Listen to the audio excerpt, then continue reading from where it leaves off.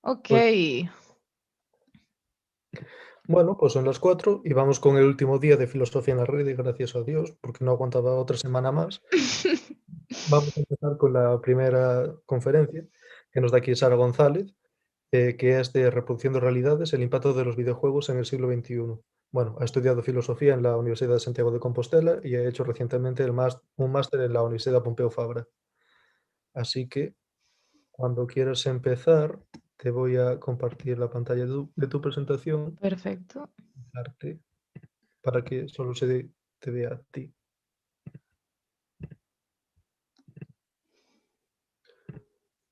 Y ya está. Vale, bueno, antes de nada quiero agradecer a todo el mundo que se esté pasando, que se vaya a pasar por aquí a lo largo de mi charla y de las siguientes. Y eso, que gracias por conectaros y por compartir conmigo esta sobremesa del viernes, ¿no? Que además habrá gente que quiera hacer otras cosas que ya es fin de semana. Y nada, antes de nada, aparte del agradecimiento, ¿no? Pues quiero comentaros varias cosas que creo que es un poco necesario hacer. La primera de todo es que, bueno, en vez de estar compartiendo yo la pantalla, lo está haciendo José, porque es posible que tengamos algunos problemas técnicos, ¿no? Ahora mismo estoy en casa de mis padres y eso significa que estoy en un pueblo y aquí, bueno, pues no llega la fibra, no sé por qué motivo, y la conexión a internet es bastante pobre. O sea que si se ralentiza, si hay lejos o lo que sea, pues lo decís por YouTube y que me lo diga él, intentamos solucionarlo o lo que sea. Y después, pues también en la misma línea, ¿no? Como no es mi casa y todo lo que pasa a mi alrededor no depende de mí, pues avisar también de que tengo varios perros, de que está mi familia por aquí dentro y por aquí fuera. Entonces, no sé si en algún momento se corra algún sonido extraño, espero que no, pero bueno, si lo hace, que espero que no moleste mucho y que estéis avisades. Y nada, luego por último, pues me gustaría comentar que aunque el objeto de mi charla, que son los videojuegos, es algo que ya lleva dando vueltas por el mundo desde los años 70 y los estudios sobre ellos también, pues que sobre todo, bueno, y también voy a utilizar alguna imagen de videojuegos anteriores a los 2000, sobre todo de los 90. Pues que la mayoría, si no todos, creo que todos, porque utilicé ese filtro al buscar los papers y todo que estuve leyendo, son estudios, referencias y teorías hechas a partir de los 2000, que considero que también es como un año a partir del que, no sé, ha habido un antes y un después en cuanto a las tecnologías empleadas en los videojuegos y el tipo de consumo que ha generado esta industria. Y sobre todo quiero recomendaros que si podéis pongáis esto en pantalla completa porque lo que hay en las diapositivas es bastante importante y aún así a lo mejor al estar compartido por otra persona, sé, como que se borra un poco y no se distingue del todo bien, pero bueno, espero que no sea un problema mayor. Y nada, pues dicho esto, si queréis, empezamos. Aquí os presento el índice o estructura de lo que va a ser la presentación, pero bueno, como no sé si quienes vienen por aquí ya están familiarizados con los videojuegos o no están seguros de qué tipo de tintes va a tener esta charla, pues he preparado un pequeño abstract que os voy a leer y ya a continuación ya pasamos directamente a lo que es la presentación en sí mismo. Lo que vengo a decir es básicamente que, a pesar de que los videojuegos son una de las principales fuentes de entretenimiento de nuestra era y conforman la industria del entretenimiento que más dinero mueve alrededor del globo, parece que no se ha reflexionado lo suficiente acerca de su papel en la constitución del individuo y de la sociedad actual, o al menos no se ha hecho en proporción a su capacidad de influenciar a ambas entidades. Los análisis de las tecnologías de hoy en día a menudo se centran en fenómenos más recientes y espontáneos, como el auge de las redes sociales y la aparición de figuras como influencers y youtubers. Sin embargo, adoptar un enfoque más amplio y explorar cómo los videojuegos se han ido evolucionando a lo largo de las últimas décadas, además de entremezclarse con e incluso impulsar algunos de los elementos anteriores, podría dar pie a una mayor comprensión del pensamiento de las generaciones más jóvenes de Occidente, en definitiva, bueno, incluso de Oriente, porque también hablo de ello, y en definitiva del estado actual de las cosas que nos rodean. Pero no solo eso, sino que también sería útil para explorar en qué medida los videojuegos han sido, son y probablemente serán un instrumento mediante el que se reproducen realidades y discursos existentes, pero que a su vez también tienen la capacidad de producir otros nuevos o hegemonizar aquellos que todavía son minoritarios. La pretensión de esta charla será esbozar cuáles son los principales problemas que atraviesan esta industria, así como dilucidar hasta qué punto los videojuegos reflejan las desigualdades estructurales de nuestra sociedad y contribuyen a perpetuarlas, o a su vez pueden ayudar a revertirlas. Y dicho esto, me has esperado un segundo que me ha salido aquí un error extraño. Listo. Uy, perdón.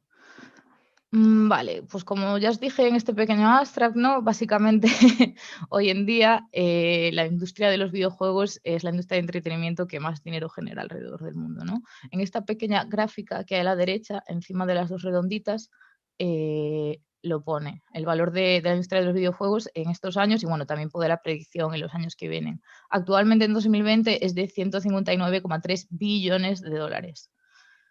Aquí debajo tenéis una gráfica que explica también un poco, dependiendo de qué se utilice para jugar a ellos. Hoy por hoy, mogollón de la industria depende del consumo de juegos del móvil o de las tablets. Luego hay una parte que depende del PC y otra de, bueno, de las típicas videoconsolas, ¿no? Y debajo también podéis ver un poco el consumo de videojuegos por región, que ya lo dice aquí, o sea, la mayoría de consumidores son de China o de Estados Unidos, creo que no a nivel de números, sino del dinero que se gastan, y luego también a Europa aquí, bueno, pues en Europa, Asia, etc. Pero bueno, que lo más importante de esto, de estos números, presumiblemente estoy presentando para que entendáis el impacto que puede tener esto, porque hoy por hoy hay un montón de estudios eso dirigido a los más media, en plan televisión, series, cine, no sé qué, y los videojuegos casi nadie habla porque se sigue pensando que es algo como residual del entretenimiento de la peña, pues la realidad es esta, ¿sabes? Y de hecho, como podéis ver en la gráfica de la izquierda, hoy por hoy hay 2,7 billones de personas que están jugando a videojuegos. Esto no tiene que ser que jueguen a videojuegos súper realistas, sino eso, móvil, tablet, diferentes plataformas. Lo que pasa es que también es interesante ver, ¿no? Que está creciendo a un ritmo bastante guapo y que se predice que seguirá creciendo. Pero bueno, para que os hagáis una idea de lo que estoy diciendo, en la siguiente diapositiva tenéis el dinero que se gana en la industria de los videojuegos en comparación de las otras dos industrias del entretenimiento que son más grandes en el mundo, que podemos pensar que son más grandes e influyentes, ¿no? Que son el cine y la música. Que como podéis ver aquí, bueno, pues nada que ver, ¿sabes? La industria de los videojuegos va mucho por delante. Y luego también para que os hagáis una idea de este tema, bueno, pues ese pequeño dato que pongo ahí debajo, ¿no? Que incluso en la crisis económica de 2008, cuando podemos pensar, bueno, habrá un montón de gente que no se gaste dinero en videojuegos porque los videojuegos son caros, ¿sabes? La mayoría, sobre todo cuando se estrenan y así, pues no solo no se estancó, sino que creció casi un 20%. O sea, ese es el nivel, ¿no? Hoy por hoy la industria de los videojuegos es algo imparable. Y luego también está el hecho de que, por ejemplo, el producto de entretenimiento más exitoso y que más dinero recaudado de los últimos tiempos no es, bueno, esta noticia creo que es de 2018, ¿no? Entonces está un poco atrasada porque hoy por hoy creo que la industria, o sea, la saga de Avengers, por ejemplo, en el día de estreno sí que ganó. Antes lo más taquillero, o sea, lo que más pasta había recaudado el primer día era el GTA V, que había recaudado como 800 millones en el primer día. Y después fue Avenger Endgame, que recaudó 1,2 billion, creo, algo así. Pero en general eso, que es el producto de entretenimiento que más dinero ha generado, o sea, por encima de eso, de Avatar, por encima de Star Wars, por encima de un montón de cosas, o sea, ha generado 6 billones, lo cual es pues una auténtica locura. Y luego también se podría pensar, bueno, pero un montón de dinero que se gana en la industria de entretenimiento, de la música, no depende directamente de las ventas o de entradas o de CDs o de lo que sea, sino que depende también de la publicidad. Pero es que si lo pensamos hoy por hoy en 2020, cuando se ve qué clase de figuras públicas también ganan un montón de dinero de publicidad o qué dinero se mueve en publicidad, pues mucho también va a Twitch, mucho va a YouTube y movidas por el estilo. Entonces se ha generado un movimiento económico alrededor de la industria de los videojuegos que realmente es increíble. Y bueno, hoy por hoy se entiende que el dinero es poder, entonces es algo sobre lo que tenemos que poner nuestro foco, ¿no? Y bueno, una vez dicho esto, ¿no? Para que os hagáis una idea de por qué es importante tratar este tema, pues vamos a analizar un poco la situación actual de este tema, ¿no? Que, a ver, evidentemente os podría poner un montón de imágenes de videojuegos que parecen poco problemáticos, pero bueno, por ejemplo, esta primera diapositiva en la que trato sobre el contenido de los videojuegos, os he puesto personajes femeninos de videojuegos que están en la lista de las 100 videojuegos o sagas más jugados, ¿sabes? Con más ventas y, y es que creo que hay cosas que ya saltan a la vista, ¿no? O sea, ayer se lo estaba contando a José cuando hicimos un poco de pruebas por el tema de esta videollamada, pero por ejemplo, bueno, las tetas de Tifa, un personaje del Final Fantasy VII, que eso es un dibujo del personaje, pero cuando salió, no me acuerdo en qué año fue, pero bueno, yo jugué en mi infancia muchísimo ese videojuego, me lo pasé muchas veces, es mi videojuego favorito. Los personajes eran como poliedros, ¿no? Pero aún así, igual que en el caso de Lara Croft, en los primeros videojuegos que salieron sobre ella, era evidente que había unos poliedros que llamaban más la atención sobre el resto en la constitución de esos personajes, ¿sabes? Y luego, bueno, también están ese tipo de ilustraciones y tal, que venían muchas veces dentro del Poké Packaging, etc. Y luego tenemos otros personajes tipo, pues no sé, el personaje femenino de Pac-Man, ¿no? Que para que se sepa que es femenino, pues le tenemos que pintar los labios y le ponemos un lazo, ¿no? Porque no hay mujeres que no lleven estas cosas. Y por ejemplo, la chica que veis con el rifle, que es un rifle francotirador, se llama Sniper Wolf, es otro de mis videojuegos favoritos y creo que fue como uno de mis primeros referentes femeninos porque dentro del juego tiene como una personalidad bastante poderosa y guerrera, ¿no? Y eso mola mucho, pero luego el tema es que ese videojuego se desarrolla en Alaska y vais a la tía que se va a coger aquí una pulmonía, ¿no? Porque es del todo normal estar en Alaska e ir con un escote hasta el ombligo. Y bueno, luego ya tenéis algo que es increíble también, que es Mairi Shiranui, que es la tía que veis con el abanico, ¿no? Bueno, os hacéis una idea del traje, ¿no? Escotado por los lados, escotado por el medio, la entrepierna solo se la cubre como una tela por delante y por detrás. Y es un personaje de King of Fighters, que es un videojuego de peleas que ya estaba en los arcades, ¿sabes? O sea, y esto se lo estuve contando también ayer a José porque es megalol, ¿sabes? Algo muy típico de los videojuegos, ¿no? Es que dejan ciertas físicas de lado, pero las físicas de las tetas de las tías siempre las tienen que, ¿sabes? Nail it. Y este videojuego en los arcades evidentemente eran 8 bits y las tetas de Mai tenían unas físicas propias, ya, que era como, yo recuerdo jugar de pequeña alguna vez y quedarme embobada, en plan, wow, tío, ¿qué significa esto? O sea, igual ni siquiera miras ya lo que estás peleando, sino que estás mirando tu personaje todo el rato. Es increíble, pero bueno, vamos a seguir hablando de esto porque es que me puedo poner a hablar de esta primera diapositiva ya 1000 años. Entonces, en esto os presento algo que es muy típico de los videojuegos, ¿no? Y cuando se habla de este debate de sexualización de las mujeres en los videojuegos o desigualdad en el trato de hombres y mujeres, que, bueno, evidentemente es una de las estructuras, de las injusticias estructurales que más se refleja, ¿no? Hay muchas otras, pero bueno, esta es una de ellas, ¿no? De la que más se habla. Y hay un montón de gente que dice, bueno, pero a los tíos también se los sexualiza, ¿no? Se presentan a tíos con poca ropa, no sé qué, no sé cuánto. Bueno, a la izquierda tenéis dos fotogramas de God of War, que es una saga también famosísima, y en ella veis a Kratos, que es el personaje principal, y sí, vale, no lleva mucha ropa, ¿no? Pero creo que se puede ver bastante bien el tipo de posturas que se suelen asumir, ¿no? O sea, Kratos, tanto en portadas como en el juego, así se le presentan una posición de dominación, de agresividad, ¿sabes? De poder, que se le llama fantasía de poder a este tipo de representación de los hombres. En cambio, la mujer, incluso cuando es la protagonista, como Lara Croft o cosas similares, pues se la ponen en situaciones de total sumisión o sugerentes, con poca ropa, evidentemente, pero bueno, hay esa diferencia, ¿no? El caso de las mujeres se nos representa como objetos, como la parte pasiva de la situación, como la parte que recibe, ¿no? A los tíos se les reproduce como la parte poderosa, como la parte activa. Y luego a la derecha tenemos algo que me hizo bastante gracia cuando estaba buscando algún fotograma para intentar explicar el tema de The Witcher, ¿no? Bueno, lo de abajo es de The Witcher 3, que es un juego precioso, o sea, es un juego precioso, pero bueno, luego a nivel narrativo, las relaciones que tiene Geralt con las mujeres y así, en fin. Básicamente, el fotograma que veis encima, bueno, que es un montaje, os pone con tics a los personajes que te tiras o que te puedes tirar, ¿no? Y con X a los que no. Bueno, a ver, ya para empezar podéis ver que todos siguen estereotipos de belleza típicos, todas tienen una cara preciosa, todas son delgadas, todas tienen unos pechos bien puestos, lo de siempre. Pero, por ejemplo, los que están tachados es Filipa, que lo que pasa es que es ciega y yo entiendo que a lo mejor ahí tuvieron algún tipo de límites en plan, que lo cual también reproduce estereotipos de la gente con discapacidades, perdón, con diversidad funcional no tiene sexualidad, ¿no?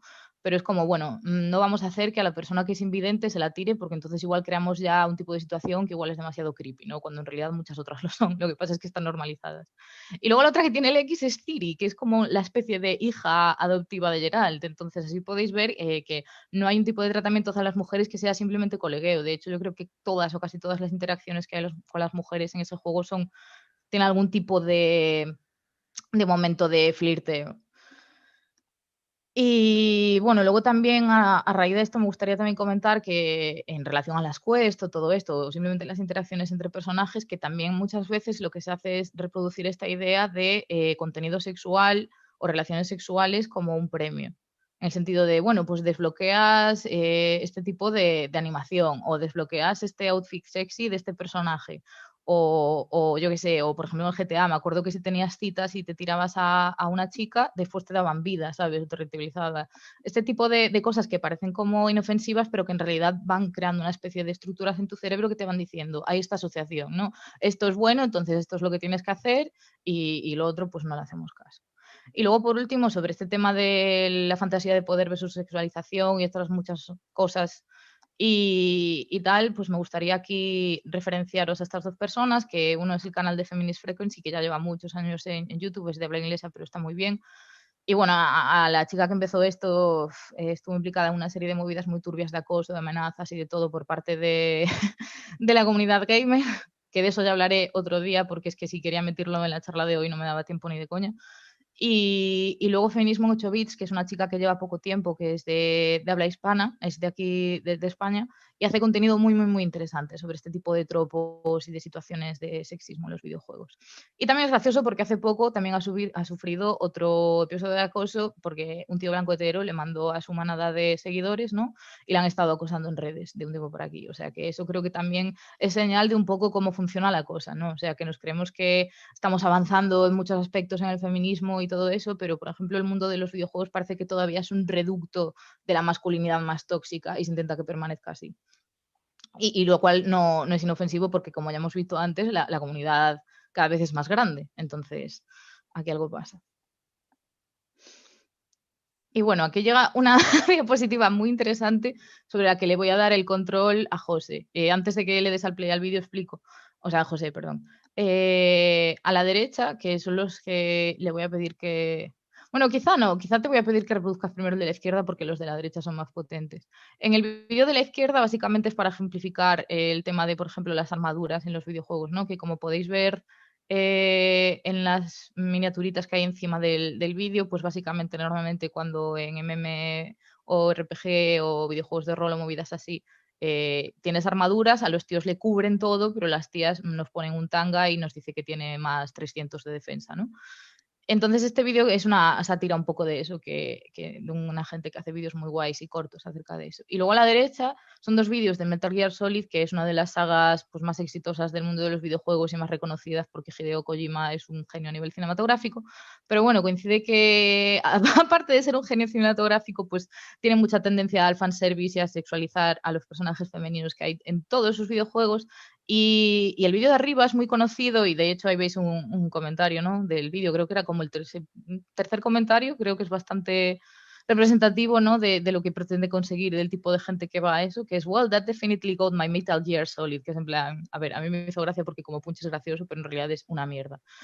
Y eso, y básicamente os presentan a Quiet, que es un personaje del Metal Gear Solid 5, que de nuevo es una francotiradora con unas habilidades de la hostia, pero pues nadie sabe por qué en medio de una guerra va en sujetador y bragas, bueno, en tanga y unas medias de rejilla. La explicación que le da Hideo Kojima es que han hecho una serie de experimentos con ella y entonces en vez de alimentarse como la gente normal, tiene que respirar a través de su piel y tiene que también hidratarse a través de su piel como si fueran las raíces, ¿no? Entonces eso da pie a esta escena que también intenta como intentar ilustrar el que se hace una relación más estrecha entre el protagonista y ella, pero en realidad la escena es que a mí me parece bochornosa. Y luego una persona muy acertadamente decidió hacer un mod y ponerle la skin de Revolver Ocelot, que es otro personaje mítico de la saga, a Wyatt para que se vea que realmente es una escena totalmente innecesaria y que cuando la vemos con un chico como protagonista y con esos manerismos, ¿sabes?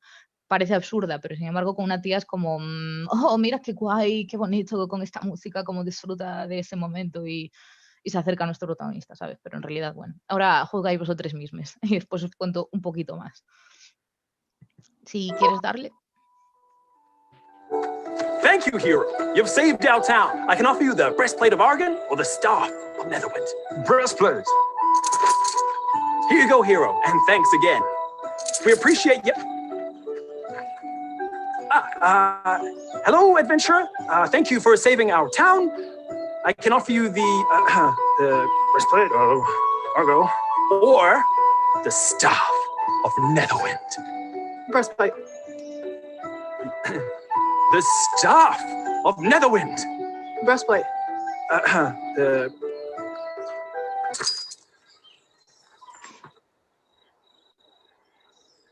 The The breastplate's got the same hit points as... Why don't you try it on now? What the? Yeah, this can be seen, man.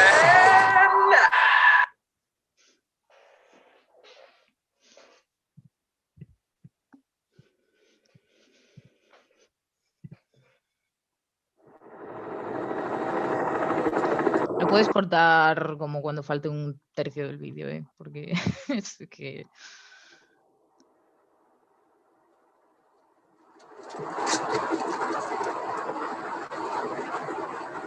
It's raining.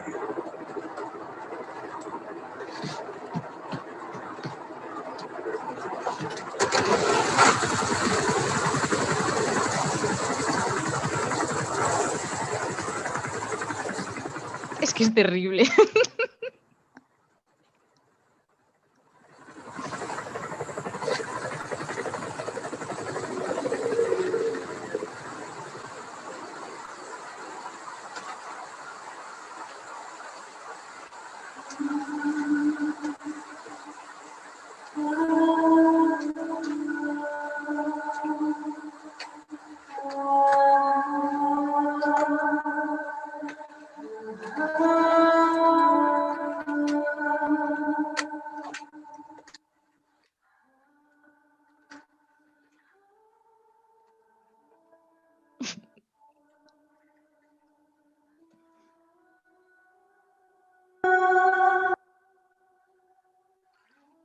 Córtala si quieres.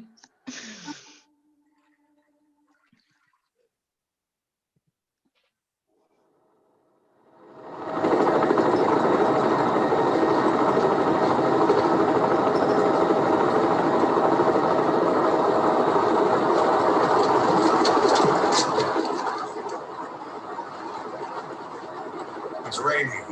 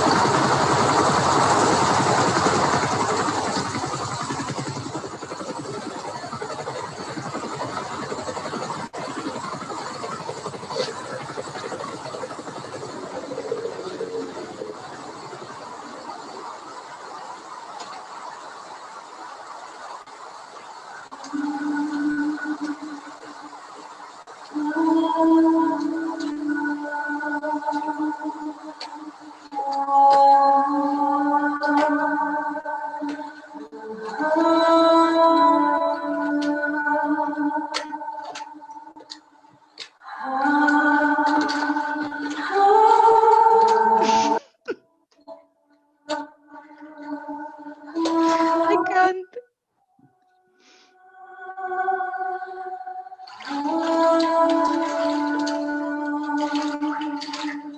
Pausalo si quieres, pero no pases la diapositiva aún. Ojo que con esto no quiero hacerle shaming a nadie, ¿sabes? Yo a tope con desvincular los roles de género con los géneros. Pero bueno, esto es para que os hagáis una idea de por qué a la mayoría de gente cuando ve esto, lo segundo le parece gracioso y lo primero le parece sexy o necesario incluso, ¿sabes?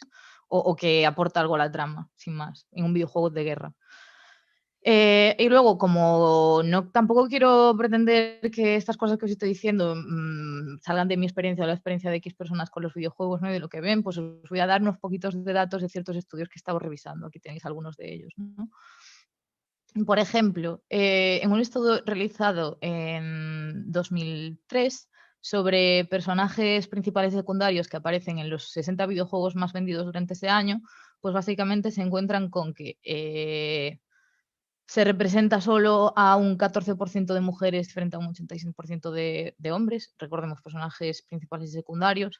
El 41% de las mujeres tienen ropa reveladora frente al 11% de los hombres. El 43% de las mujeres presentan desnudo parcial o total frente al 4% de los hombres. Las proporciones corporales nada realistas se producen en un 25% de mujeres, mientras en un 2% de hombres. Ropas inapropiadas para la tarea, como lo que os contaba antes de Mai Shiranui para pelear, y ese traje extraño que lleva, pues ocurría en un 16% de los casos en las mujeres y en un 1% en el caso de los hombres.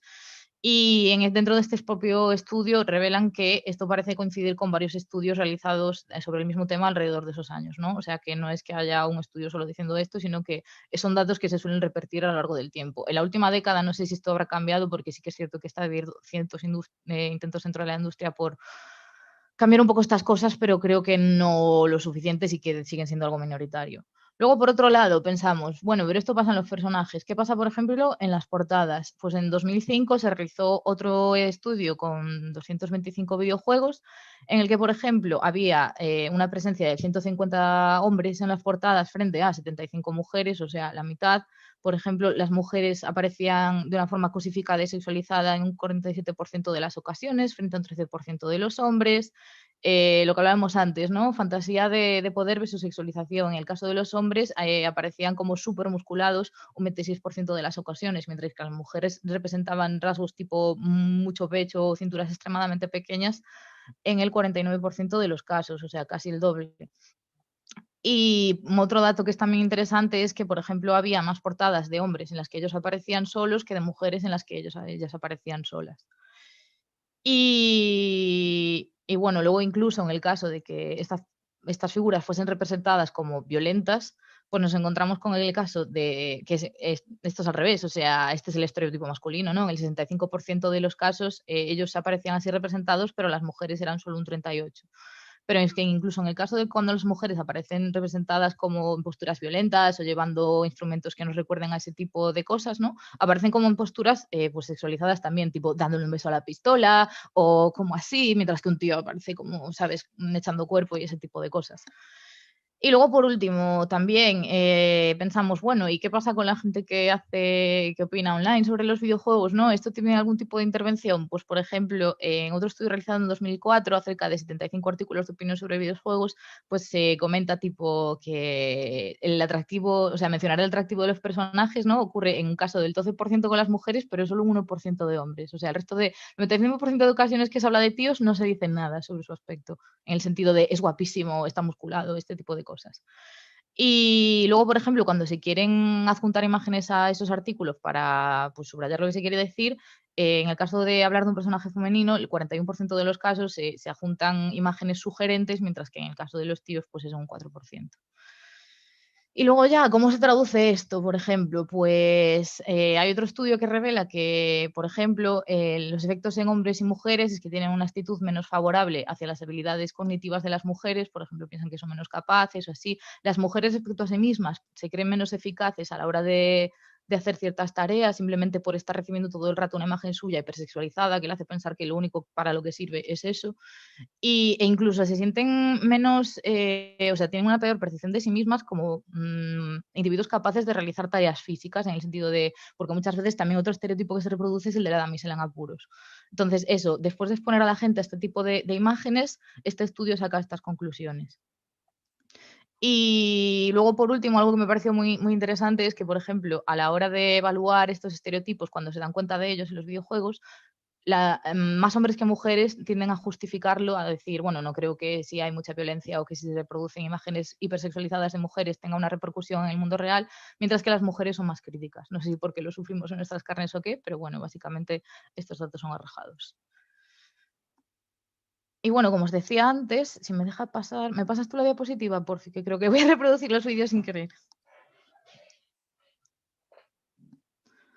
Esto no solo ocurre con el tema de hombres y mujeres, ¿no? Ocurre también con otro tipo de minorías y la forma en que son representadas o infrarrepresentadas. Yo también me podría poner a hablar eso de colectivo transgénero, de gente con diversidad funcional, etc., pero es que no abarco, y de eso no hay prácticamente nada de datos porque es que apenas hay casos de personajes así introducidos en los videojuegos. De hecho, hace como, no sé si fue 2 o 3 años, en un tráiler de Call of Duty, metieron a una mujer que llevaba una prótesis y les cayó una lluvia de críticas por no ser realistas que fue brutal el tema. Pero a mí me hace gracia porque, por ejemplo, de las primeras ediciones de Call of Duty tienen un modo que es zombies nazis, que es como, o sea, no podemos meter a tías con prótesis porque en la Segunda Guerra Mundial no estarían ahí ni ser por tías ni teniendo prótesis, pero podemos poner zombies nazis. Bueno, este tipo de discursos, ¿no? Este tipo de contradicciones a la hora de defender unas cosas y no otras. Pero bueno, lo que vengo a contar aquí con esto esta diapositiva de ahora es que también hay problemas con cómo se refleja el contenido de los videojuegos a gente racializada o, por ejemplo, gente de procedencia árabe. Os pongo aquí abajo, bueno, imágenes del Gran Theft Auto San Andreas, me imagino que todos lo conocéis. Esto es una imagen, el de la derecha es otra imagen del Call of Duty, y luego a la derecha de todos, los dos pequeñitas son del Counter-Strike. Y básicamente, ¿qué pasa? Bueno, pues otro estudio, uno de los que pongo abajo, también revela que otro estudio hecho en 2005, analizando 150 juegos y en el ámbito estadounidense, eso sí, este no es como global. ¿Qué se encuentran cuando estudian la representación o infrarrepresentación de diferentes tipos de razas o etnias en los videojuegos? Pues que, por ejemplo, en función de la población real de Estados Unidos, las personas blancas aparecen un 6% sobre representadas, las personas asiáticas un 26%, en cambio los afrodescendientes un 13% infrarrepresentados, las personas hispanas un 78% representadas y las personas nativas americanas un 90%, o sea, prácticamente ni existen. Y esto hablo de personajes en general. Luego, cuando nos metemos con el tema de personajes principales, pues básicamente todas las razas son infrarrepresentadas excepto la gente blanca o caucásica. Y dato también curioso, por ejemplo, a nivel de personajes principales, no hay ni un solo personaje hispánico o nativo americano que protagonice un videojuego. Y luego con el tema también de la representación de los árabes, pues básicamente nos encontramos que, por ejemplo, pasa lo mismo que pasa en otros medios de comunicación, ¿no? Pero los videojuegos es especialmente evidente que se vincula el tema de ser de procedencia árabe a ser musulmán. El tema de ser musulmán o profesar el Islam se vincula también automáticamente con el terrorismo.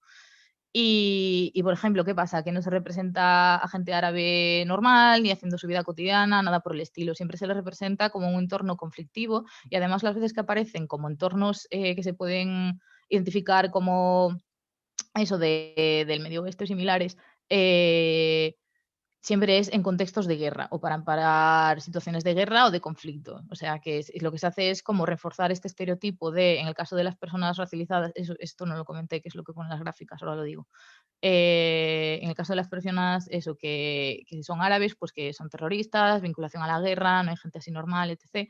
Y en el caso de las personas racializadas, pues no solo están infrarrepresentadas, sino que, por ejemplo, estas gráficas que podéis ver aquí son de estudio en el que pusieron a las personas a jugar a un videojuego que se llama Saints Row 2, que es similar al GTA, pero te permite customizar a tu personaje principal, y les permitieron jugar a través de un personaje blanco o un personaje racializado.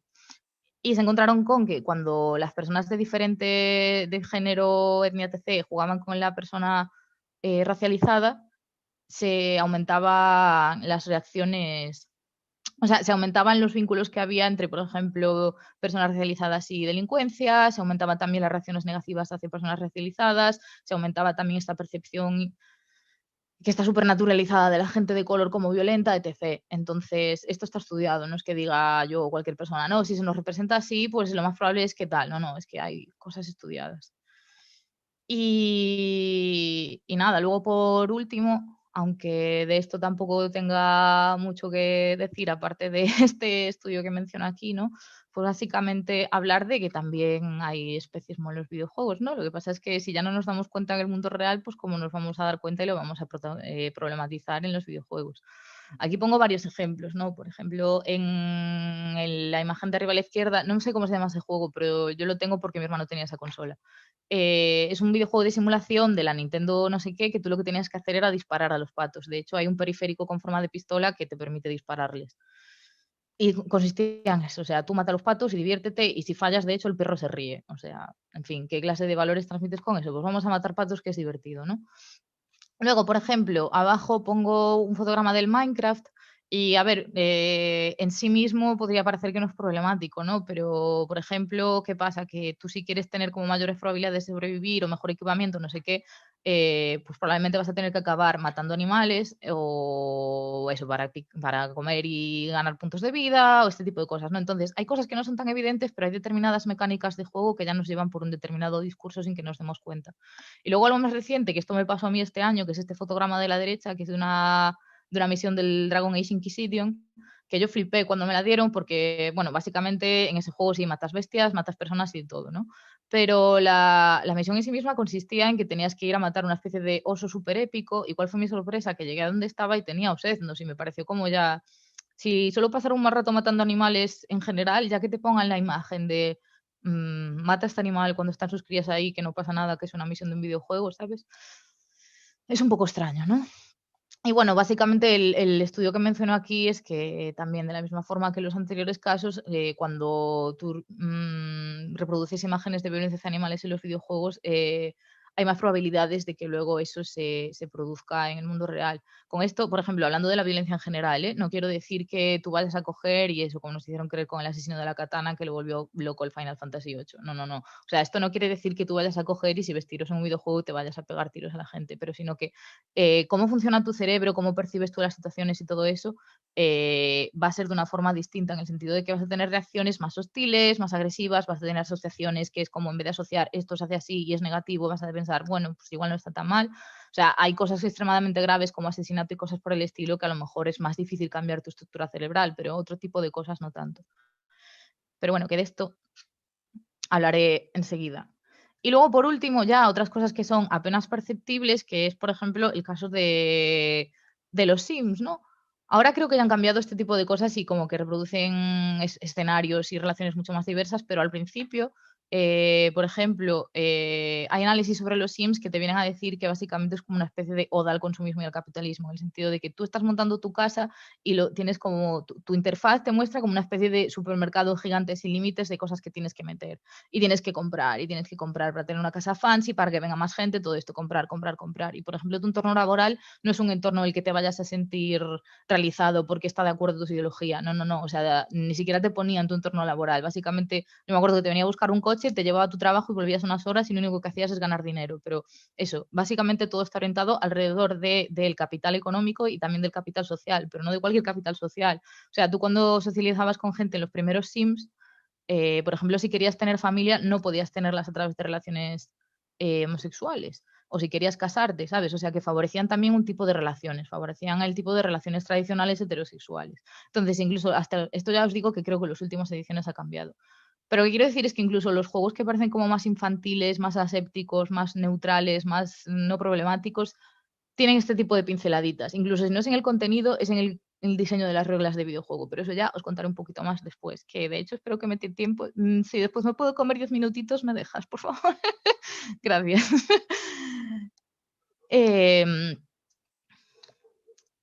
Y nada, bueno, como os decía, pues vamos a hablar un poquito sobre esto, ¿no? Para que sepáis que, bueno, igual que he justificado que es necesario hablar de los videojuegos y os he mostrado un poco cuál es la realidad actual, pues entender también por qué es necesario desde el punto de vista de ¿tiene impacto real en el mundo? ¿Por qué? ¿Cómo funciona esto, no? Y bueno, básicamente, generalmente los estudios existentes respecto a los efectos cognitivos, psicológicos y sociológicos de los videojuegos se centran en aspectos negativos, como por ejemplo sedentarismo y sobrepeso. Esto es evidente, ¿no? O sea, tú si pasas tiempo jugando, pues es tiempo que no pasas haciendo deporte.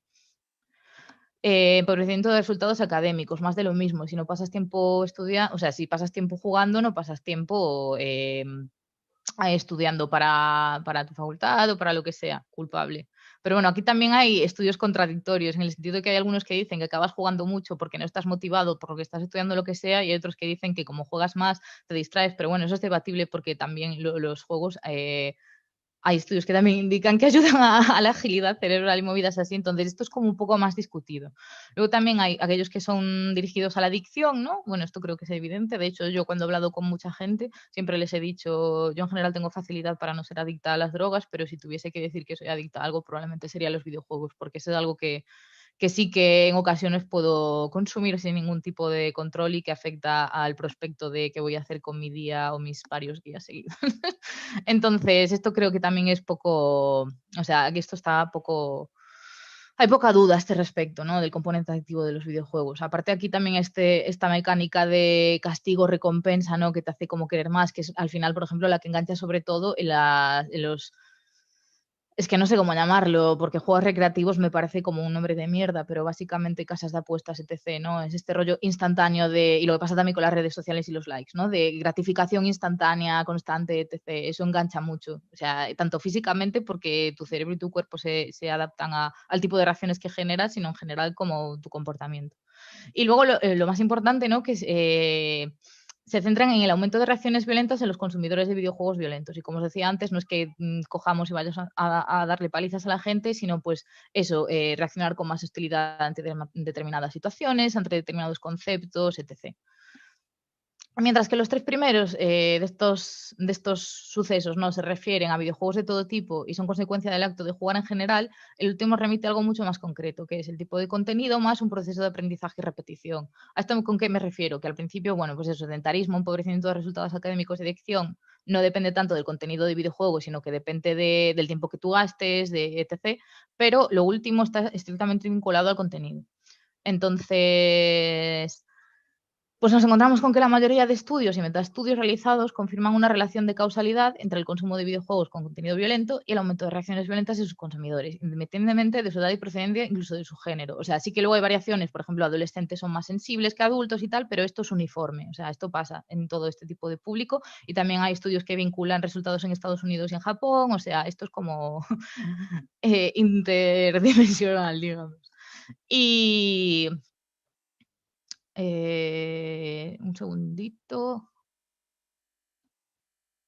Vale. Y nada, si nos damos cuenta de que esto ocurre, nos preguntamos de qué depende este proceso de aprendizaje, ¿no? De por qué interiorizamos lo que vemos en los videojuegos y luego lo reproducimos y tiene efectos en el mundo real. Y también podemos preguntarnos si puede ocurrir con otros elementos o valores contenidos en un videojuego. Entonces, ¿de qué depende el proceso de aprendizaje? Esto que os voy a contar lo saco y es lo que más, como que lo que más uniformemente se aplica a los estudios psicológicos que he mencionado, que es que la teoría del aprendizaje social y la teoría social y cognitiva. Entonces, esto sirve tanto como para mundos digitales como para el mundo real. Nosotros existimos, ¿no? Entonces, para comportarnos o evaluar situaciones o lo que sea, simplemente buscamos pistas en el entorno que nos indiquen cómo actuar para lograr determinados fines. Entonces creamos guiones, ¿no? En función de lo que vemos y también de lo que experimentamos, porque esto es algo clave. O sea, el ser humano aprende por experiencia propia o por observación. Entonces, en función de nuestras experiencias, en función de lo que observamos, creamos guiones. Y evaluamos nuestros propios guiones. O sea, decimos, creemos que, yo qué sé, por ejemplo, mi guión para si veo un perro es acariciarlo. Pero yo pienso, ¿es acariciarlo? O a lo mejor no, porque a lo mejor me muerde.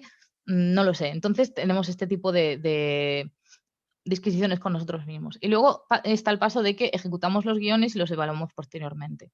Pues eso, yo si acaricio un perro y me muerde, ahí en vez de haber una recompensa habrá un castigo que me dirá, este guión no resulta muy exitoso en sociedad o lo que sea, ¿no?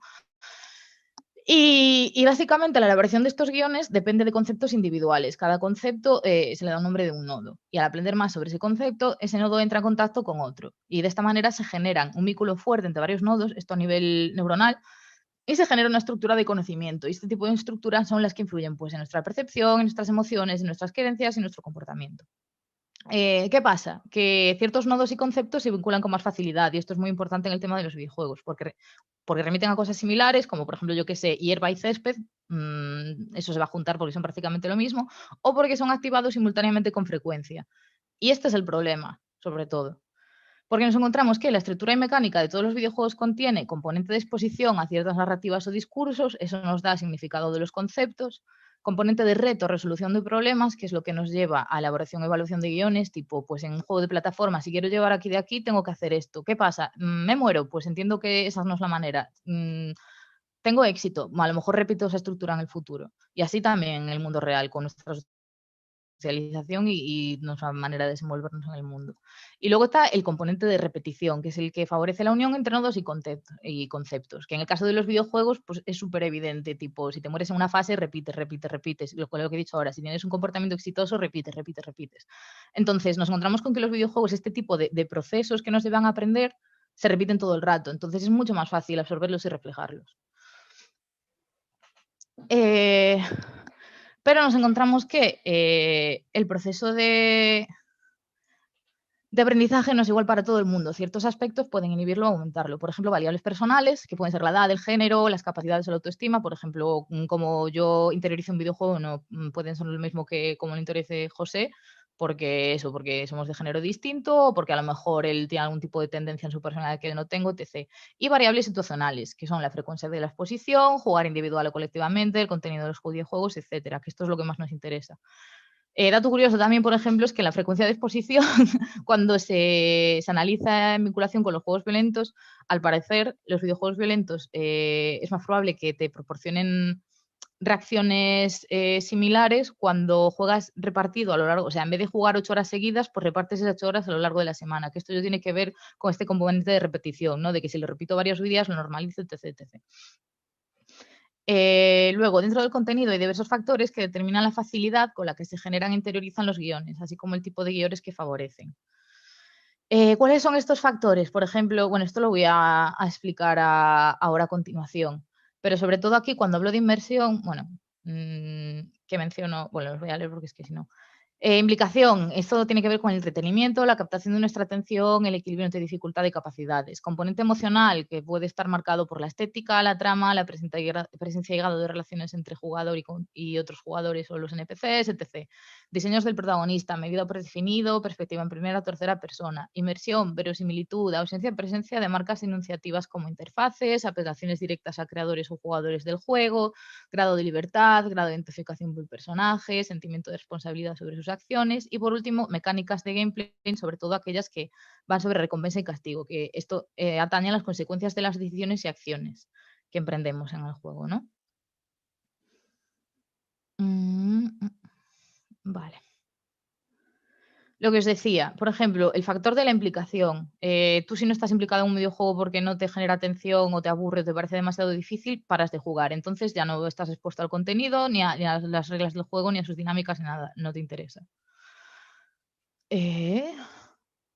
¿Perdón? Nada, perdón, que tenía desactivado o sea, tenía activado todavía el rollo del móvil.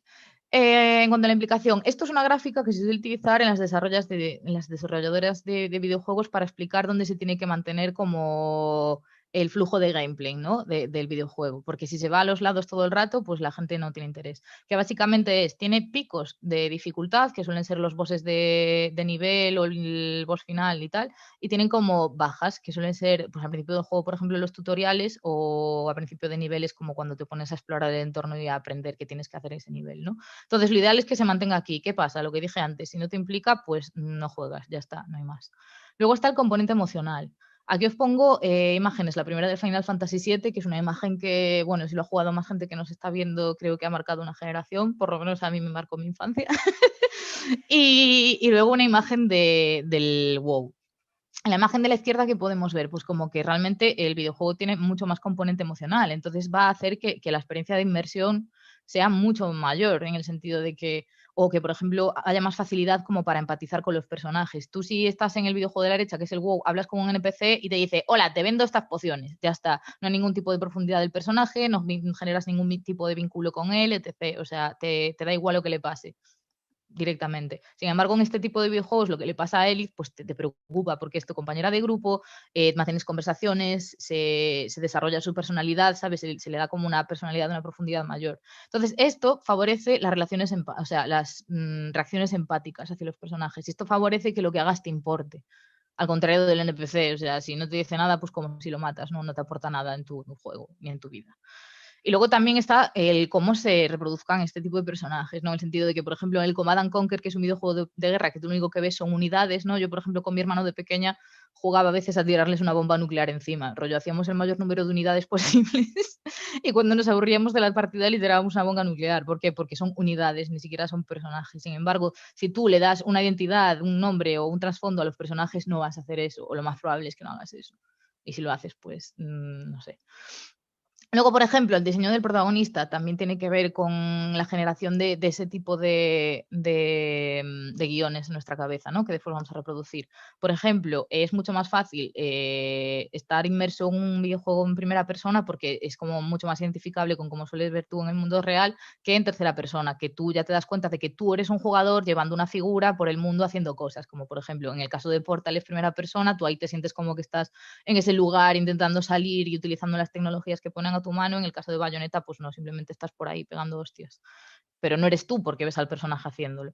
Y, por ejemplo, también el diseño de personajes, que es la imagen de la derecha, que es de Dragon Age, es mucho más fácil que tus decisiones sentirlas como tuyas o todo lo que haces sentirlo como tuyo cuando tú te identificas con tu personaje. Y, por ejemplo, hace poco también leí un artículo de una persona no binaria que decía, joder, el Dragon Age 3 debe ser de mis videojuegos favoritos porque cuando estás creando tu personaje te da la opción de ponerte rasgos que no son ni masculinos ni femeninos, ¿sabes? No tienes por qué adaptarte a una cosa ni otra, porque muchos juegos que te dejan crear tus personajes siempre te ponen, bueno, aparte de ponerte hombre y mujer de predefinido, como que los rasgos son como muy marcados de cada género. Y eso, es mucho más fácil identificarte con un personaje al que puedes tunear como quieras o ponerle algo similar a tu cara si quieres que con alguien que es predefinido, tipo, pues yo que sé, el protagonista de cualquier protagonista de Final Fantasy. ¿Qué más? Luego, eso, más el componente de inmersión, sobre todo, también se ve marcado por el tema de la interfaz. O sea, tú si tienes esta interfaz, que es del juego Lineage 2, te das cuenta de que estás jugando en videojuegos, ¿sabes? O sea, es que el tema de las marcas enunciativas también es muy importante, que son todas estas, porque cuando tú las ves te das cuenta de que el videojuego no es algo donde estás tú, sino que es algo que tiene a una persona detrás que la ha diseñado y que está enunciando algo, o sea, tiene algún tipo de intención o tiene algún tipo de...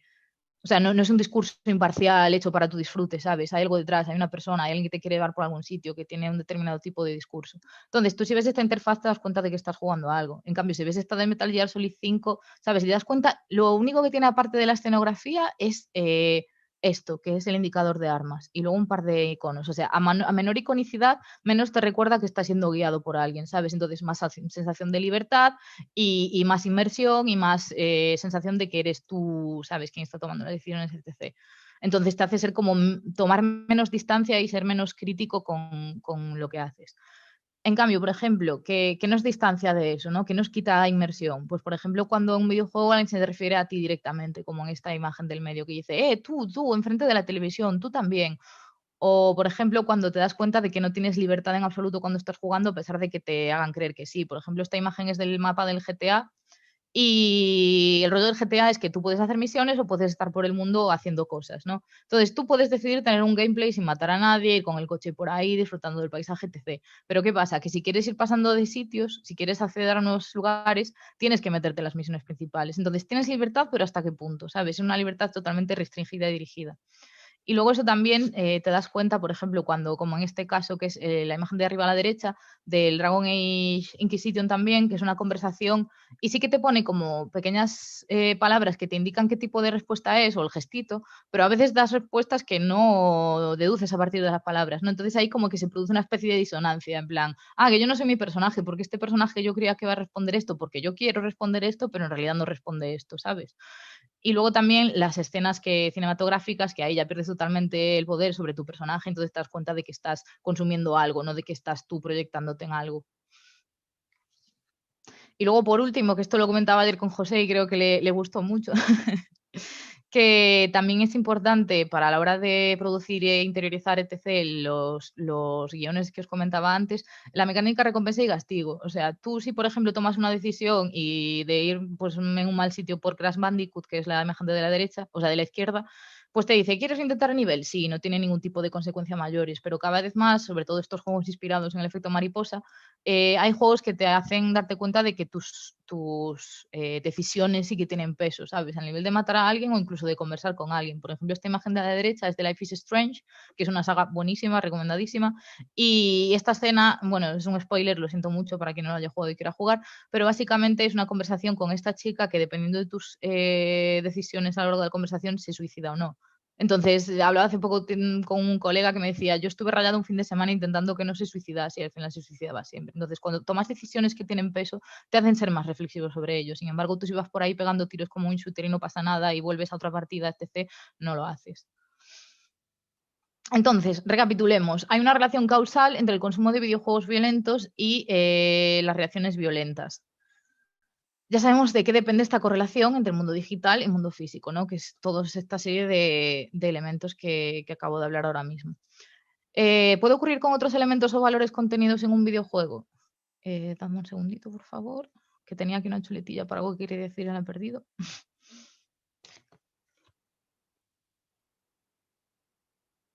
Vale, sí, aquí está.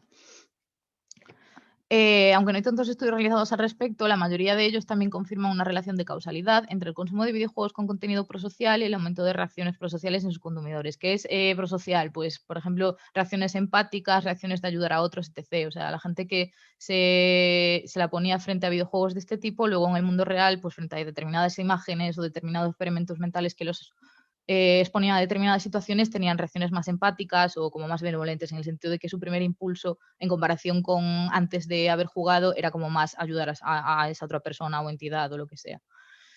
Y por ejemplo, esto suele ser juegos que te invitan a cooperar o juegos que te invitan a hacer cosas en grupo, pues suelen promover este tipo de reacciones, ¿no?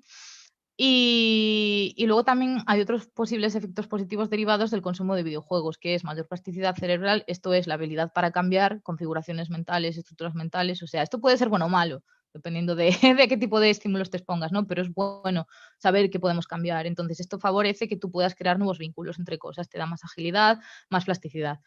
Y luego también el tema del tratamiento y entretenimiento de personas con diversidad funcional, que se ha probado, bueno, incluso en el caso de personas que no tienen diversidad funcional, tipo menores que están ingresados por problemas de salud, pues si juegan a videojuegos a veces son más propensos a tomar su medicación o tener cuidado de sí mismos porque se distraen de su situación o por lo que sea. Y en el caso de personas con diversidad funcional, pues hay gente a la que se le ha tratado con parálisis cerebral, etc., perdón, que se ha como metido el componente de videojuego en tratamientos relacionados con su musculatura, etc., y ha dado buenos resultados. Y bueno, viendo esto nos preguntamos, ¿existen más posibilidades de explotar este vínculo entre videojuegos, aprendizaje y reacciones humanas? Que es el kit de mi charla, digamos, ¿no? Los videojuegos como instrumento de reproducción de realidades más justas. Además de producir mundos en los que se reproducen los discursos hegemónicos con sus desigualdades estructurales propias, la industria de los videojuegos tiene la capacidad de producir mundos en los que se reproducen otros discursos que todavía son marginales, pero más moralmente correctos. Ejemplo de diferentes métodos que explicaré ahora en las diapositivas posteriores. Pues, por ejemplo, representación de personajes, protagonistas o no, diversos, complejos y que ocupan diferentes posiciones de poder. Representación de modelos relacionales y estilos de vida diversos. Promoción de una postura crítica respecto al contenido del propio juego, que puede ser en forma de sátira o crítica explícita, y lo que comentaba antes con la diapositiva de la chica, mayor peso de las decisiones. Promoción de determinados fines y mecánicas de juego sobre otros o que se equilibren con otros, pues lo que decía antes, cooperación en grupo para conseguir un determinado fin, que ese fin sea algo como constructivo y no asesinar un poblado o algo por el estilo. Y cuestionamiento de las reglas de juego que inducen ciertas dinámicas y restringen la libertad del jugador, acotando su experiencia, y cuestionamiento de quién es el posible jugador.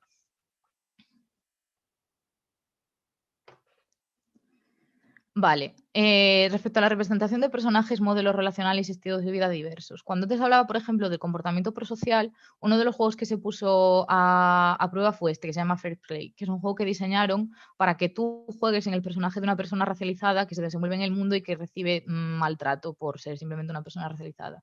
Entonces, o sea, no maltrato evidente, en plan te pega una paliza, pero este tipo de desigualdades sociales que van mermando, ¿no? La situación y la autoestima de uno a lo largo del día. Y la gente después de jugarlo se presentaba como más propensa a tener actitudes positivas respecto a la gente y a empatizar más con ella, ¿sabes? Respecto a las personas racializadas. Luego, por ejemplo, modelos relacionales diversos, pues más de Life is Strange. Está guay porque en 2 de los juegos las personajes principales puedes mantener relaciones homosexuales entre ellas, que bueno, no me acuerdo ahora mismo si eran bi o lesbianas, pero básicamente eso. Y incluso en la imagen de arriba a la derecha, que es de Life is Strange, pero el 2, o sea, los de la izquierda es Life is Strange el primero y Before the Storm, que es como una especie de precuela. Y el de arriba a la derecha es Life is Strange 2, que está protagonizado por, y esto es muy importante, 2 hermanos de ascendencia hispana. También te dan la oportunidad como de tener relaciones tanto con, bueno, relaciones, una especie de romance con mujeres como con hombres. Entonces también ahí se está reflejando este tipo de modelos relacionales diferentes, ¿no? Y, por ejemplo, hay una escena que a mí esta me marcó mucho, o sea, lo jugué hace poco, hace un par de meses, y lo jugué junto con un amigo mío, porque se lo iba retransmitiendo porque le había prometido que íbamos a jugar juntos. Entonces yo jugaba y él veía y me iba chivando rollo, pues esta conversación, yo creo esto, y íbamos ahí contrastando, ¿no?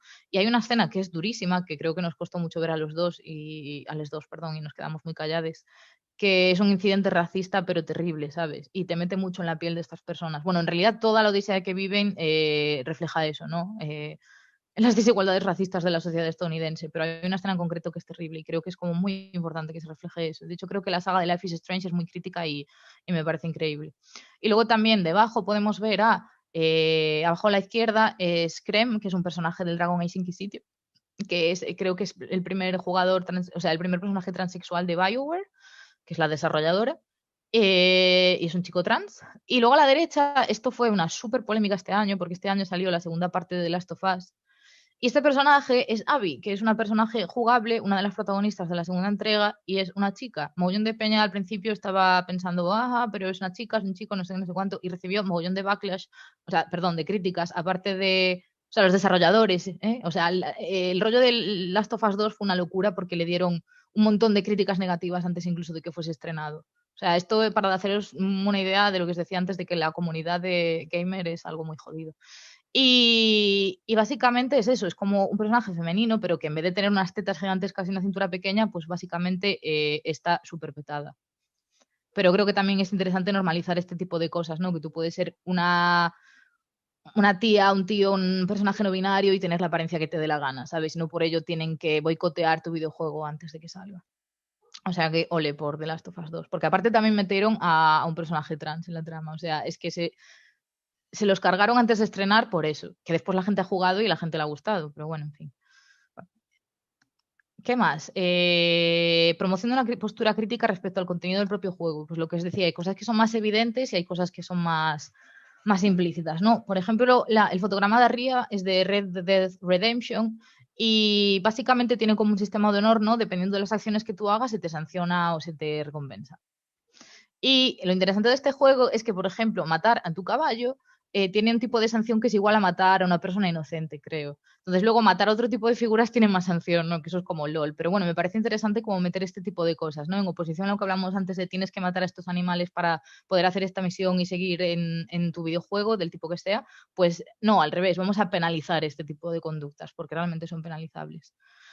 Lo que pasa es que a lo mejor no lo puedes meter tan a fuego en la mayoría de videojuegos porque no sé si la sociedad de hoy está preparada para un contenido antiespecista tan explícito, pero bueno, es una buena idea.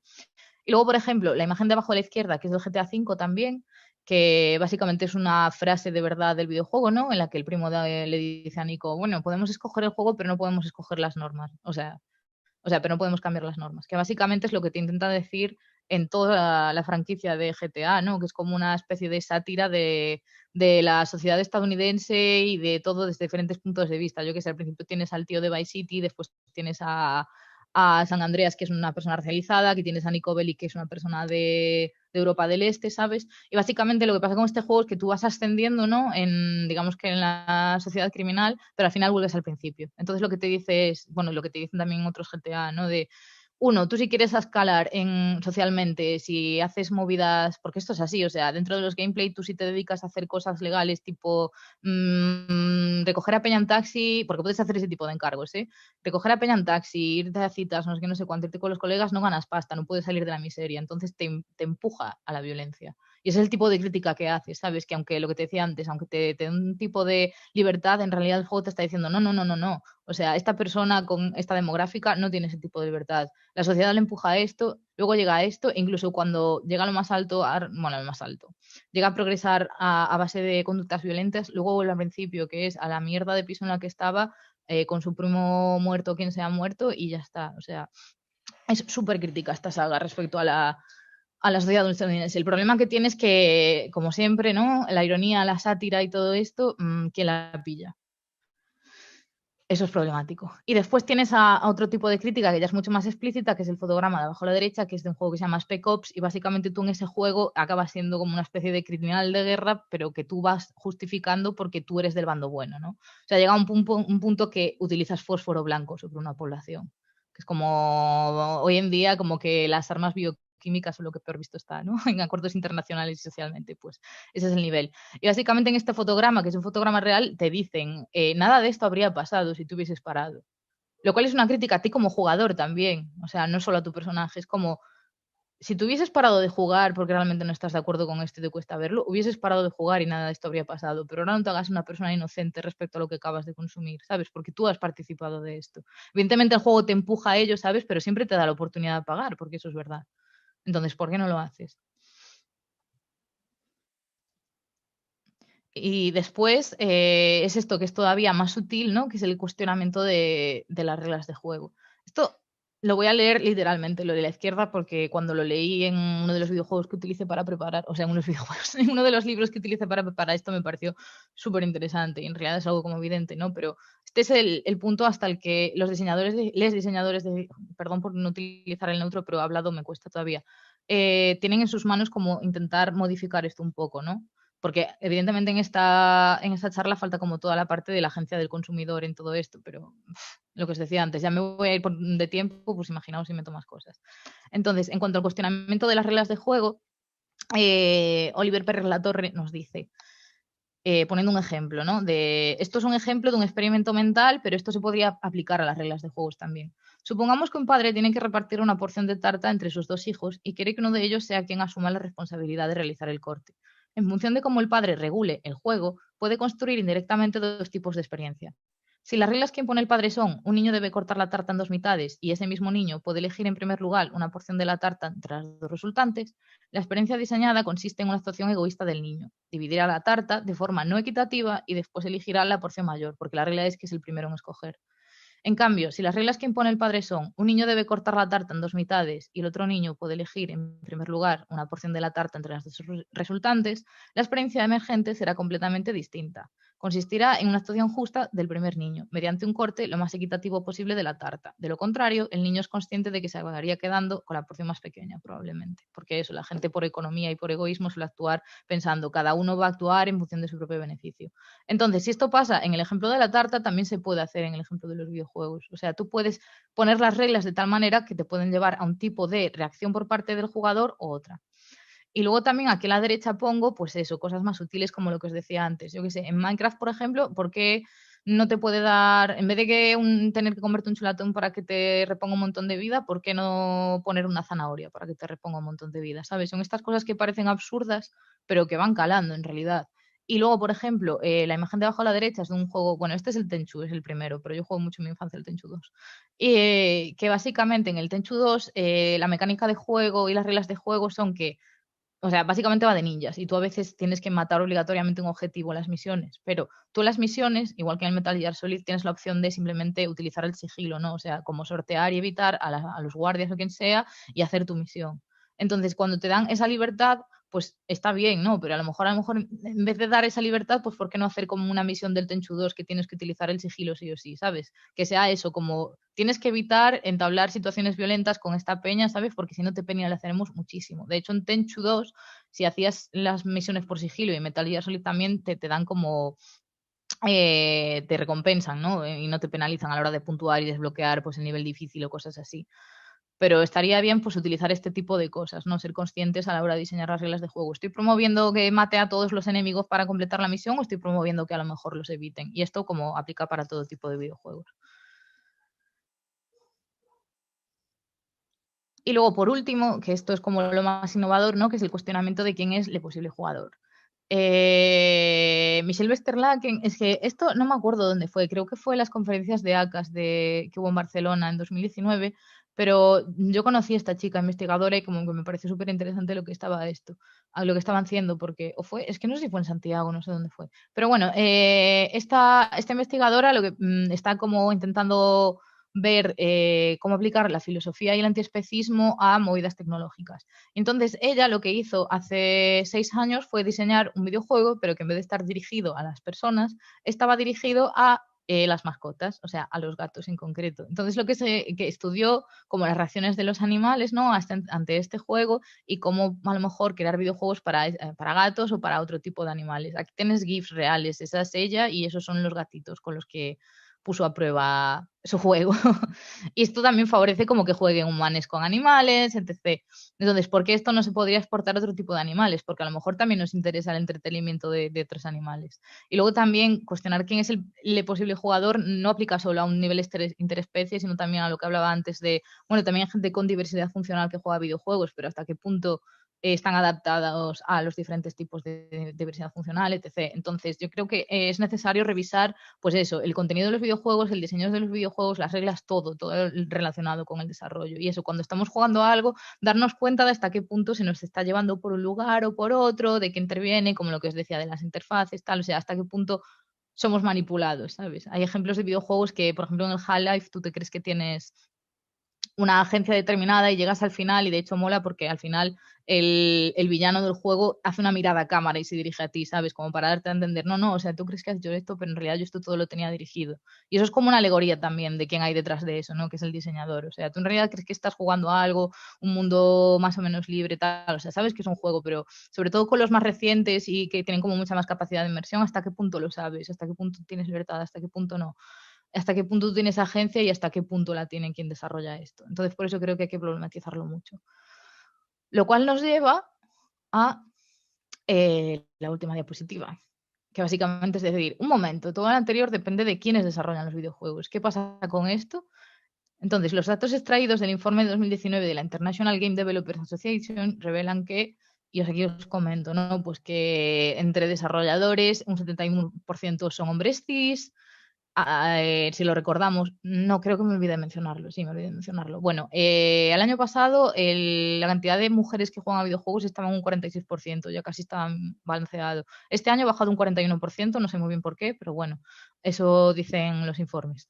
Pero bueno, que si lo piensas eso, un 71% de hombres haciendo videojuegos para el resto de personas de géneros distintos. Luego también pasa lo mismo con el tema de la orientación sexual, con el tema de la raza es súper increíble también porque es eso, son un 69% de personas blancas haciendo videojuegos, como vas a tener protagonistas hispanes, afroamericanos, etc. Y también con el tema de la diversidad funcional, que evidentemente yo entiendo que dependiendo del tipo de diversidad funcional que tengas puede ser más o menos difícil participar en la creación y desarrollo de un videojuego, pero a lo mejor no tienes que participar en la parte de software o de hardware o de lo que sea. Tienes que participar en la parte de, pues, de generación de discurso, de guión, ¿sabes? Como a tu perspectiva. Entonces, básicamente, mi opinión en todo esto, igual que mogollón de movimientos sociales y en general en la vida, es que a mayor diversidad en las personas que participan en la creación de, pues eso, de filosofía, ciencia, videojuegos, lo que sea, mayor progreso a nivel moral va a haber. Entonces creo que también se entienda todo lo que he dicho anterior, que sobre todo referido al contenido de los videojuegos con quién los crea. Y lo que os digo, también nos falta analizar la parte de quién los consume y cómo los consume. Pero eso ya tendrá que salir otro día y si queréis tengo, tengo mucha charla para dar, pero bueno, en otro momento. Y nada, por último dejo aquí una serie de preguntas, ¿no? que me hacía yo también mientras preparaba esto y que tengo en general cuando tengo, que salen cuando tengo este tipo de conversaciones con gente, ¿no? Que es básicamente, ¿qué pasa con el videojuego como obra con valor artístico estético? Que bueno, esto creo que se puede aplicar a todo tipo de objeto de arte. ¿Debería haber un control efectivo del acceso a videojuegos por parte de menores en función de su contenido? ¿Bajo qué criterios? ¿Deberían censurarse algunos videojuegos? ¿Es posible que, al contrario de lo que se piensa, el componente violento de algunos videojuegos contribuya a que se dé suelta de dichos impulsos en espacios digitales y no en otros físicos? Esto me recuerda a algo que me contaba un colega de, por ejemplo, el fútbol, ¿no? Tú vas al fútbol, la lías que flipas dentro del campo, gritas, saltas, te pegas, te abrazas, pero luego llegas a casa y a lo mejor en vez de pegarle a la silla o a la persona que te espera en casa, pues ya lo has hecho allí y se queda allí, ¿no? Que esto está relacionado con un poco con lo último, ¿no? Que es que en general deben ser los videojuegos objeto de evaluación moral o deben ser concebidos como un círculo mágico. Esto es un concepto que atañe a que tanto en los videojuegos como en otro tipo de deportes tipo boxeo así, se genera un espacio en el que el contrato social habitual queda abolido y se genera un espacio en el que imperan unas nuevas reglas. Y eso funciona tanto como para las personas que participan como para los espectadores. Entonces, se genera eso y tú no puedes enjuiciarlo. O si lo haces, pues no compete, ¿no? O tenemos que evaluarlo. Entonces, básicamente estas son las preguntas, pero bueno, espero que ahora vosotros tengáis una después de la chapa que os acabo de dar y perdonad por pasarme un poquito del tiempo y espero que os haya gustado. Gracias por vuestra atención y por todo.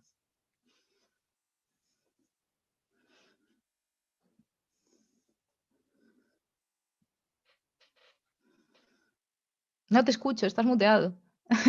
Perdón. Muchas gracias por la conferencia. Nada, estaba ahora dejando compartir pantalla y poniéndonos ya en galería. Vale, bueno, si hay alguna duda por YouTube que lo esquivan, que ya lo he puesto. Y yo tengo dos y una quizás tercera. Una Vale. primera en relación a que no hay ningún tipo de protocolo o alguna comisión de género en plan también antirracista o algo en este tipo de compañías. Como En puede ese ser tipo de, perdón. en las compañías de creadores de contenido de videojuegos. O al menos Si te digo la verdad, eso no lo he investigado, pero me sorprendería. O sea, creo que a lo mejor en algunas, viendo el tipo de videojuegos que generan, tipo lo que te decía de The Last of Us, que es de Naughty Dog, si no me equivoco. ¿Es de Naughty Dog? Ahora mismo no me acuerdo, pero, ¿sabes? Dependiendo de desarrolladoras, a lo mejor sí. O, por ejemplo, en el reporte que te dije que te refleja la demográfica de personas que participan en el desarrollo, también hay una parte de ese informe que te habla de porque lo hacen con encuestas, ¿no? De quién ha sentido que ha percibido como acoso laboral o no sé qué, no sé cuánto, entonces también te haces una idea de cómo es de safe el environment. Pero no lo sé, me imagino que si son compañías yankees por cuestión de quedar bien con posibles revisiones de trabajo, pues a lo mejor sí, pero no sé hasta qué punto es obligatorio. La verdad es que eso tendría que mirarlo. Muy buena pregunta. Y la segunda es, porque además esto me ha recordado a la película, bueno, también es una novela, El juego de Ender. Sí. Entonces, este rollo de que se pueda, de que haces cosas en los videojuegos que en la vida real no harías o tal, se vincula más bien, al menos yo creo, de que no tiene consecuencias fácticas inmediatas. En plan, pero sin embargo, Ender, cuando acaba destruyendo el planeta y cometiendo un genocidio, al creer que era un videojuego no pasa nada. Pero después, al decirle, no, fue real, entonces ya se ha desplomado todo su mundo. Entonces, es un tipo de paradoja, me parece a mí, al menos al nivel, por lo menos a un nivel más ético. Quizás no ontológico, no sabría bien cómo localizarla. Entonces, ¿cómo explicar esto?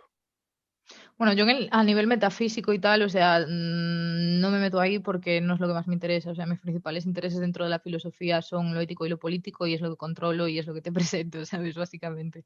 Pero, o sea, me parece que estás en lo cierto totalmente. De hecho, a ver, un poco en relación a lo que te comentaba antes del tema del peso de las decisiones y de cómo se reflejan, ¿sabes? Si es más realista o no el enfoque, si está más inmerso, si no. Eso creo que en realidad está muy relacionado con lo que dices tú, porque sí que como no hay una respuesta inmediata, pero por ejemplo, el ejemplo de la chica que se suicida en función de lo que tú digas, o el ejemplo del videojuego esto que te dice, podrías haber parado, pero no lo hiciste, ¿sabes? O sea, eso hay mogollón de peña que ha escrito un foro y se está diciendo, joder, me quedé mal ese día, me quedé mal 2 días, ¿sabes? Me quedé rayado. Entonces hay este tema de, sí, tú un mogollón de juegos, tipo los shooters, puedes cargarte a Peña y no te vas a sentir mal y le vas a dar a la siguiente partida porque te han matado cuando quedaban 50 jugadores, pero en otro tipo de juegos que tienen otro tipo de enfoque, no. Entonces, ahí también viene también lo que te decía de las variables situacionales y personales dentro de cómo se recibe esto y de cómo se produce el proceso de aprendizaje. A lo mejor yo puedo poner distancia entre mi persona y jugar a un shooter, pero a lo mejor otra persona de mi edad no, a lo mejor un adolescente no, ¿sabes? Por eso también la pregunta de ¿se debería controlar más y todo esto? Entonces, yo creo que la clave es lo que dices tú, que no hay como reacciones inmediatas y se hace esta separación de mundo digital, mundo real, pero es que yo no creo que haya una separación A-B, creo que hay un vínculo. Porque en el momento en el que lo que haces en los videojuegos se reflejan conductas, aunque no sean reproducir tal cual lo que ves, algún tipo de efecto hay. Ya te digo, a veces es más a corto plazo, a veces más a largo plazo. Y creo que también es interesante porque el tema de la violencia y así, muchos de los estudios que estuve mirando, los efectos, o sea, el hecho de que al estar muy expuesto a videojuegos violentos, te vuelvas más insensible a violencia en el mundo real, que eso es uno de los efectos, o tengas reacciones hostiles ante determinados estímulos, etc., no solo se producía a corto plazo, sino que era a medio largo plazo. O sea que hay un poco de lo que dices tú. Y Vale. por cierto, sagaza de libros, o sea, ciencia ficción a tope con ella. A mí esa saga me hizo pensar muchísimo. Y hablando de juegos violentos, bueno, para mí el juego más violento que me hace a mí es el Mario Kart. En plan, no hay cosa que pueda, os lo puedo garantizar. Pero luego, hablando de otros tipos de videojuegos como Fair Play, digo, puede ser que funcione mejor en el sentido pedagógico que, por ejemplo, materias como educación cívico, ético-cívico y todos estos tipos de que te sueltan la chapa de, sí, porque canta el imperativo categórico, Mm, luego llegas a casa y nada. Pero sin embargo, este tipo de juegos podrían ser mucho más útiles. En hmm. este- A ver, yo no creo que pueda ser sustitutivo, esto va como todo, ¿no? Es igual que el debate del porno, etc., ¿sabes? Es como no puedes utilizar como única fuente de aprendizaje algo que realmente no lo es, porque esto al fin y al cabo está vinculado al entretenimiento, aunque los efectos de los videojuegos vayan más allá del entretenimiento. Que eso es lo que te digo, puede ser hasta cierto punto previsto por quien diseña el videojuego o puede ser no previsto, ¿sabes? Pero bueno, hay que ser un poco prudente, digamos, y teniendo esto en cuenta. Pero eso, aparte de que uno no creo que se puedan utilizar como sustitutos, sí que creo que se pueden utilizar como apoyo. Y de hecho, aquí dos cosas que me gustaría puntualizar. La primera es que, bueno, como en todo, ¿no? No sé cómo es en otros países, pero por ejemplo aquí, que si le dices a un profesor vamos a utilizar un videojuego en clase para aprender, te va a poner un manual de estos que parecía que venías en CDs a principios de los 2000, ¿sabes? Y de hecho eso se utilizaba y de hecho se utilizaba con buenos resultados, ¿sabes? O sea, pero un poco adaptarse a los tiempos, ¿no? O sea, yo creo que sí que se podrían utilizar y en ese sentido la educación en general tiene como un poco la obligación de adaptarse a los tiempos que corren y los medios que tenemos tecnológicos ahora mismo para todo. Y luego, a nivel del tipo de experiencias ante las que te pone, lo que dices tú, por ejemplo, del imperativo categórico, me hace mucha gracia porque uno de los, bueno, todos los juegos de Life is Strange te ponen a veces en decisiones que son de A o B. Y por ejemplo, en el Life is Strange original y en el Before the Storm, las dos decisiones finales, te lo juro real, que yo sí lo escribí cuando lo estaba jugando no sé quién, fueron como, tío, es que te pone a tomar una decisión que es consecuencialista versus ontologista. Tipo, contar la verdad, no contar la verdad. Tipo, salvar a esta persona, salvar a este pueblo, ¿sabes? Y es como, wow, ¿sabes? Entonces, tú a partir de ese tipo de experiencias, creo que sí que las puedes utilizar como ejemplo, ¿sabes? Entonces, eso, yo creo que las puedes utilizar como refuerzo, pero nunca como reemplazo. Ok, muchas gracias. A Bueno, ti. no es una duda más.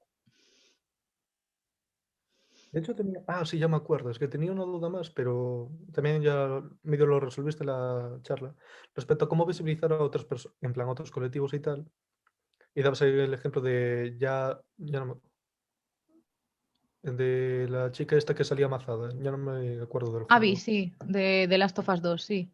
Digo, pero en cuanto a juegos, en plan, con clave histórica, por ejemplo, de Roma o como decías antes Mm. de Segunda Guerra Mundial, entonces, ¿cómo en ese tipo de juegos, cómo habría, qué forma habría para visibilizarlos? Ya, es lo que dices tú de al final, porque eso sí que es un componente de la inmersión, que es como se pide verosimilitud que no tiene que ser total, pero tiene que ser como coherente el juego con lo que pasa a lo largo de él y como con cierta narrativa que es transversal al mismo. Ya, o sea, eso es más complicado, pero de todas maneras es lo que te digo, si a veces te concedes ciertas licencias tipo, vamos a poner un modo que es zombies nazis, pues es como pues igual no tienes por qué poner a una tía con una prótesis disparando un car, ¿sabes? Pero yo qué sé, igual puedes poner, en el caso de las guerras mundiales, uno de los grupos más exitosos matando gente fueron las rusas francotiradoras matando nazis. Ujú. Te quiero decir, si quieres poner hincapié en determinados perfiles de personas, puedes hacerlo. Pero luego estamos en el tema de no sé hasta qué punto nos interesa reproducir ese tipo de situaciones o de épocas. Pero sí que lo que dices tú a nivel de, yo qué sé, si haces juegos en plan época romana o tal, es más complicado, ¿no? Pero ahí a lo mejor lo que podrías hacer también es hacer algo rollo de Last of Us 2, ¿no? Que te hace jugar como con quien tú crees que es la antagonista, pero al tú llevarla también te das cuenta de sus motivos, simpatizas más. Entonces, yo qué sé, a lo mejor esto es totalmente hipótesis, ¿no? Pero entonces un juego sobre Roma, pues igual puedes poner al amo y al esclavo, ¿sabes? Entonces te hace ver como las dos partes. Un poco también de lo que va Los Soprano, ¿no? Que tú ves a Tony Soprano como el mafioso chunguísimo, pero luego lo ves en el psicólogo hablando con la psicóloga y es como llegas a empatizar muchísimo con él, en plan, joder, pero es un ser humano con sus preocupaciones, sus sentimientos, su humanidad, eso, al fin y al cabo.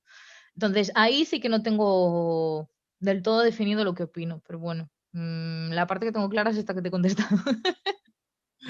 Aún así no estoy, yo creo que no estoy en contra, ¿eh? O sea, a mí que metan a una tía con una prótesis a pegar tiros no me parece mal. Creo que hay cosas mucho peor hechas y cosas mucho peor adaptadas históricamente hablando que eso. Bueno, muchas gracias. Si no hay más dudas, Jorge Basanta, no sé. Si no, da igual. Podemos finalizar ya, que además ya van a 7:30 y hay que hacer un pequeño descanso. Y seguimos a las 5:45 con Manuel Julio Sánchez con negociaciones metalingüísticas y metafísicas. Así que muchas gracias, Sara, por hacer un hueco en tu agenda y espero que subas más vídeos en Twitch dentro de poco para que no se te vayan los suscriptores. Cuando tenga un wifi decente, que no sé si era mientras vive aquí, pero gracias, gracias. Y gracias por la invitación y por la oportunidad y por organizar esto, que es un corrazo y está muy guay. Bueno, muchas gracias. Volvemos en unos 20 minutos, 25.